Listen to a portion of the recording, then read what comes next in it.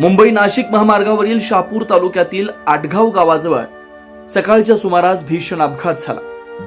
या अपघातात दुर्दैवानं 2 तरुणांचा जागीच मृत्यू झाला, तर एक युवक जखमी असून त्यावर रुग्णालयात उपचार चालू आहे। मिळालेल्या सविस्तर माहितीनुसार मयुरेश विनोद चौधरी वय 29 राहणार तानसा, जयेश किसन शेंडे वय 25 व उंबर खान आणि हर्षल पांडुरंग जाधव वय 29 हे तिघे मित्र वॅगनर MS04 KW 8897 या गाडीनं सकाळच्या सुमारास मुंबई लेनवरून शहापूरच्या दिशेने निघालेले असताना गाडीवरील नियंत्रण सुटून भीषण अपघात झाला।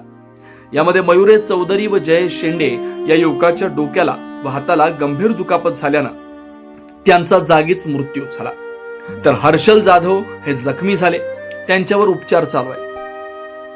जयेश शेंडे या घरातील एकुलता एक मुलगा होता। त्यांच्या कुटुंबावर दुःखाचा डोंगर कोसळलाय। यामध्ये दुर्दैवाची गोष्ट म्हणजे यातील मयुरेश चौधरी यांचा आत्ताच काही दिवसापूर्वी साखरपुडा झाला होता, तर 2 डिसेंबरला त्यांचं लग्न होतं। लग्नाच्या पत्रिका देखील वाटून झाल्या होत्या। लग्नाची लगबग व तयारी जोरात चालू होती।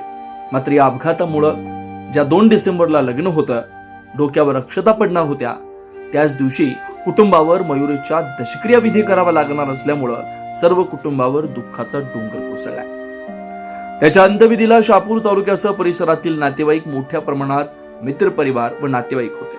मात्र सर्वच हळहळ करताना दिसत होते। ज्या दिवशी लग्न त्याच दिवशी दशक्रिया विधी होणार या नुसत्या विचारानं मन सुन्न होतं। तर ज्या कुटुंबावर हा काळाचा घाला झाला त्यांचं दुःख शब्दाने न बोललेलं बरं। Breaking news Marathi, ground report, Shahapur.